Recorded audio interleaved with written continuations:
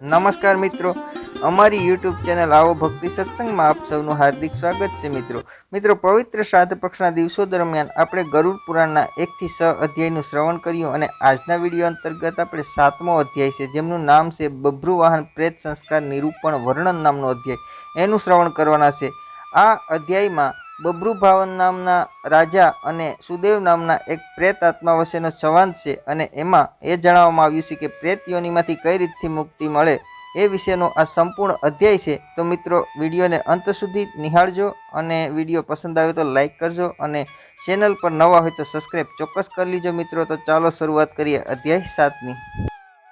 તો મિત્રો અધ્યાય બભ્રુવાહન પ્રેત સંસ્કાર નિરૂપણ વર્ણન કહેવાયું કે ઇતિ શ્રુત્વા તુ ગરુડઃ કમ દોષસ્વ પત્રવત જનાનામુ કારસથ પુનઃ પ્રપેચ કેશવમ। સૂતજીએ કહ્યું, આ 4 પ્રકારનું આ વર્ણન સાંભળીને ગરુડજી પીપળાના પાનની જેમ થરથર કાપવા લાગ્યા। પછી એમણે માનવીના ઉપકાર માટે ફરીથી ભગવાન શ્રીહરિને પૂછ્યું।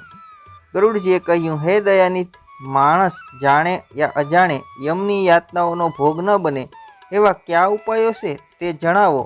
સંસારરૂપી મહાસાગરમાં ડૂબતા દુઃખી આત્માઓને પાપથી નષ્ટ, બુદ્ધિવાળા વિષય વાસનાથી નષ્ટ આત્માવાળાના ઉદ્ધાર માટે હે કેશવ, પુરાણોમાં જે ઉપાય બતાવ્યા છે એ મને વિસ્તારથી જણાવો, જેનાથી માનવીની સદગતિ થાય અને બિચારા જીવને યમની યાતના ભોગવવાનો વારો જ ન આવે અને સીધો સ્વર્ગમાં જેને મોક્ષ પામે।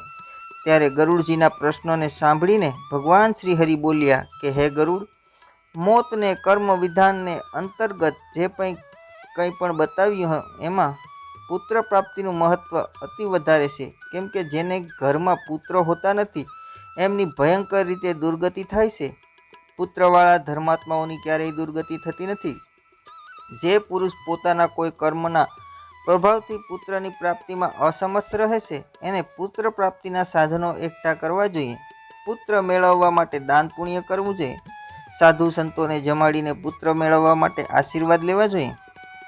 અનેક પ્રકારની ભક્તિ ભાવના રાખીને ભક્તિથી પરિપૂર્ણ ચંડીના વિધાનથી કે હરિવંશ પુરાણની કથા વાંચી યા સાંભળીને શિવની આરાધના કરીને સદબુદ્ધિવાળા મનુષ્ય પુત્રને ઉત્પન્ન કરે। પુત્ર પોતાના પિતાને પુન્માક નરકની ઘોર યાતનામાંથી બચાવે છે। આથી એક ધર્માત્મા પુત્ર આખા કુળનો ઉદ્ધાર કરી દેશે।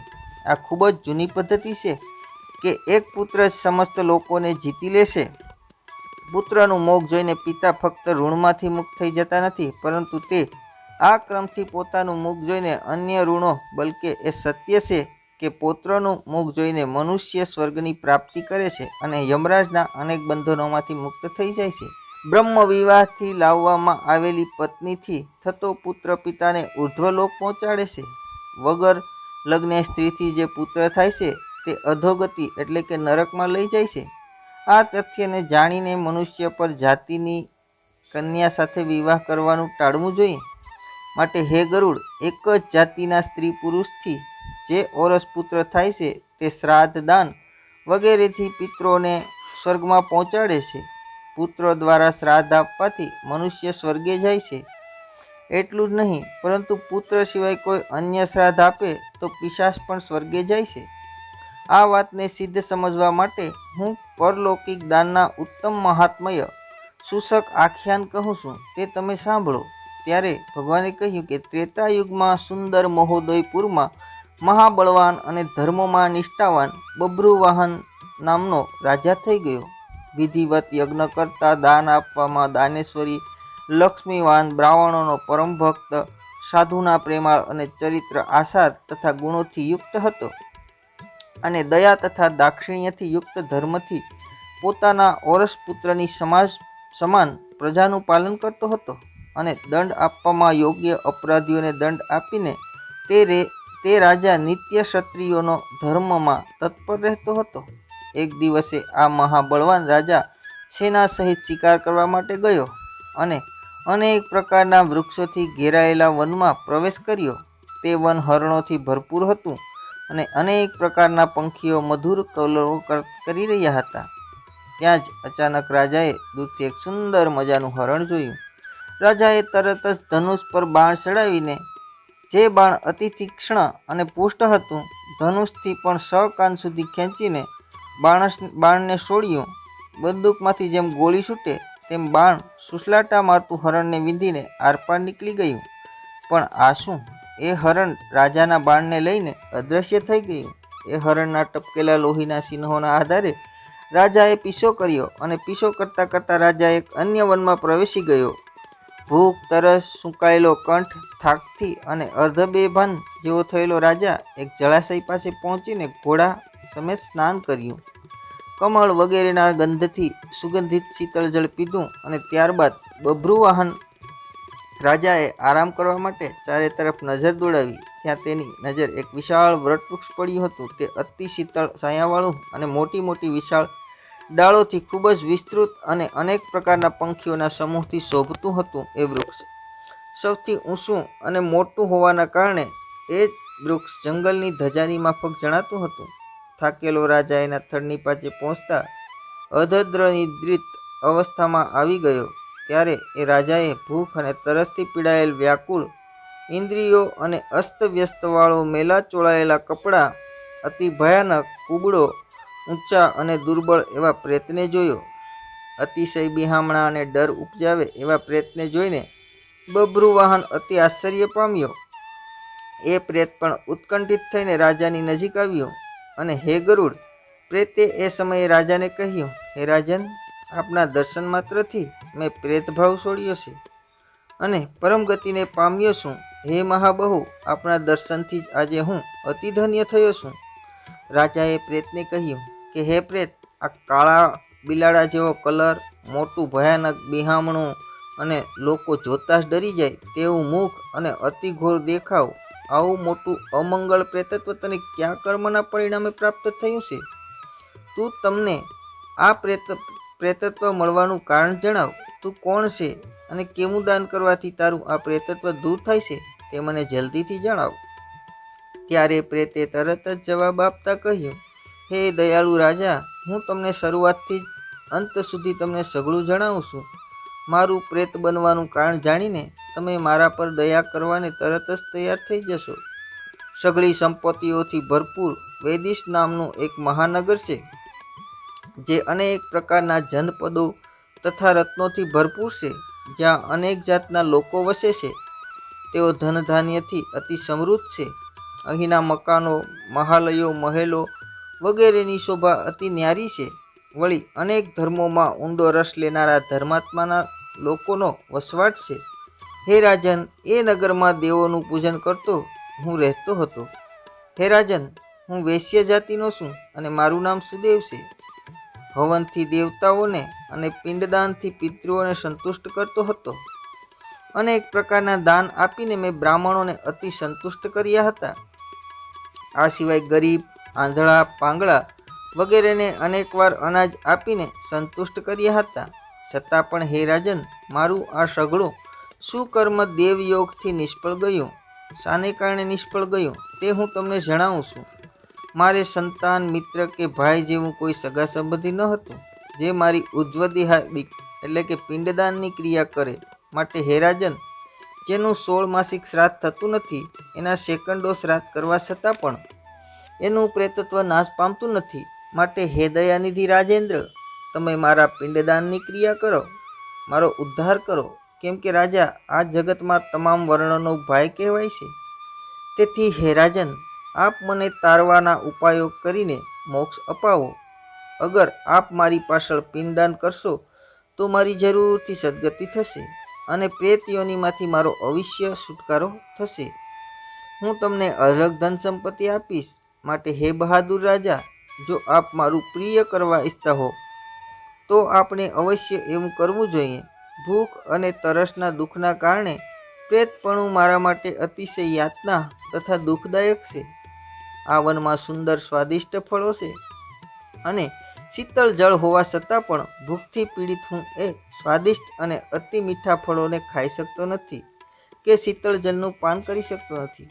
માટે હે રાજા, પ્રથમ મારો ઉદ્ધાર કરવા માટે તમે નારાયણ બલિ કરો, પછી બીજા અન્ય સર્વકર્મ કરજો.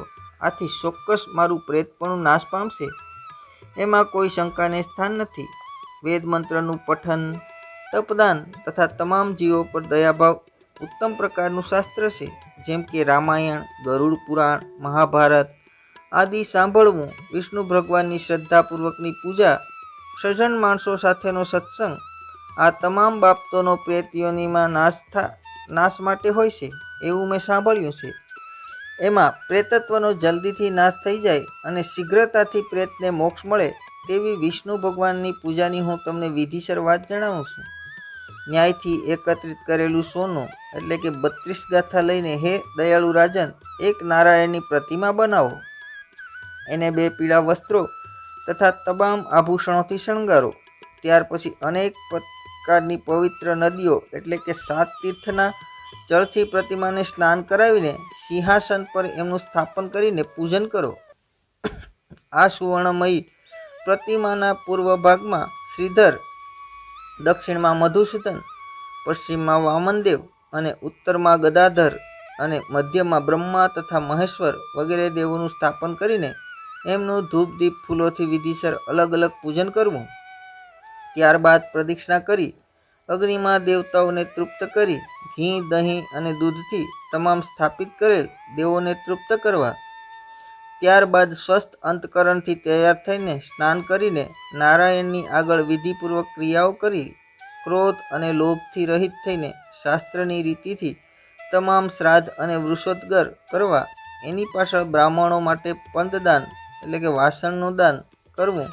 ત્યારબાદ સૈયાદાન કરીને પ્રેત માટે ઘટનું એટલે કે પાણીથી ભરેલા ઘડાનું દાન કરવું.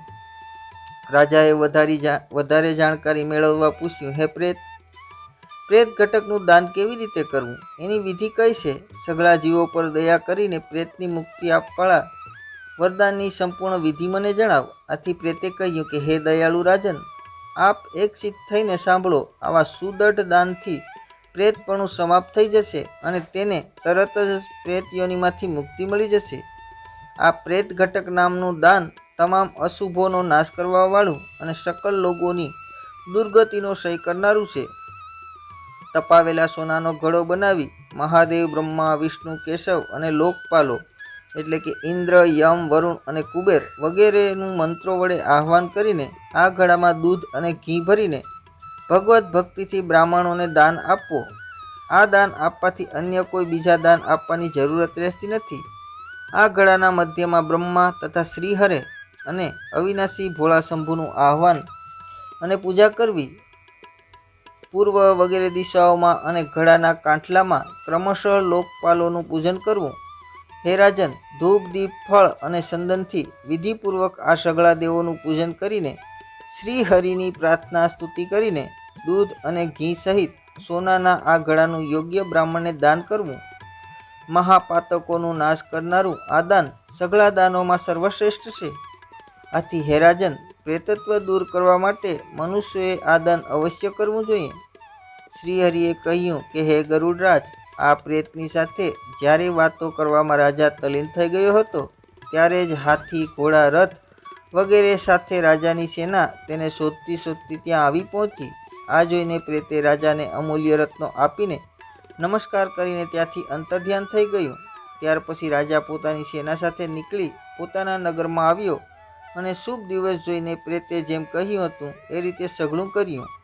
માટે હે ગરુડ, રાજાએ ઔર્ધ્વદેહિક ક્રિયાઓ ને પ્રેતને મુક્તિ અપાવવા માટે કરી અને પછી એના પુણ્ય પ્રભાવથી પ્રેત યોનિમાંથી તરત જ છુટકારો થયો અને સ્વર્ગમાં ગયો. બીજાના દ્વારા અપાયેલ શ્રાદ્ધથી પણ પ્રેતને અતિશય ઉત્તમ ગતિ પ્રાપ્ત થઈ. આથી જો પુત્રો દ્વારા કરવામાં આવેલ શ્રાદ્ધ તર્પણથી પિતાની સદગતિ થાય તેમાં શી નવાઈ? આ પવિત્ર આખ્યાનને જે કોઈ સાંભળશે યા સંભળાવશે એ બંને ભલે પાપી હોય પણ પ્રેત યોનિને પામશે. માટે યહાં ઇતિ શ્રી ગરુડ પુરાણે સારોધાર બભ્રુવાહન પ્રેત સંસ્કાર નામ સપ્તો અધ્યાય સંપૂર્ણ. તો મિત્રો, આ હતો અધ્યાય 7 જેનું આપણે શ્રવણ કર્યું. પસંદ આવી હોય તો લાઈક ચોક્કસ કરજો અને આપે મને અત્યાર સુધી સાંભળ્યો એ બદલ આપ સૌનો ખૂબ ખૂબ આભાર. ફરી જ મળીશું નવા અધ્યાય સાથે. ત્યાં સુધી આપની રજા લઉં છું. ત્યારે અંતમાં આપ સૌને જય સિયારામ, જય શ્રી કૃષ્ણ.